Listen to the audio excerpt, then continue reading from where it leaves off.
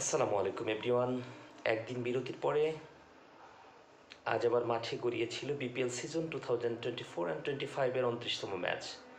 Zahur Ahmed Chowdhury stadium চট্টগ্রামে আজ যে দুটি দল বিপিএলের 29তম আসরে প্রতিদ্বন্দ্বিতা করে তারা হলো Chittagong Kings versus Dhaka Capitals.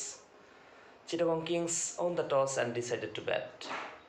After 20 overs, they have collected 148 runs to lost 6 wickets.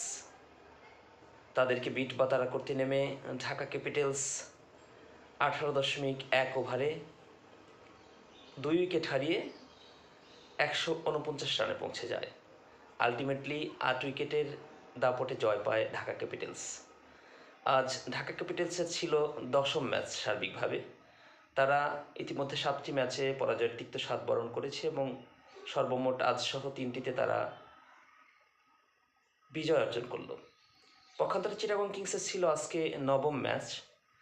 তারা ইতিমধ্যে 5টিতে জয় অর্জন করেছে এবং 4টিতে পরাজয়ের তিক্ত স্বাদ রয়েছে তাদের। সবাইকে অসংখ্য ধন্যবাদ আমাকে সঙ্গ দেওয়ার জন্য।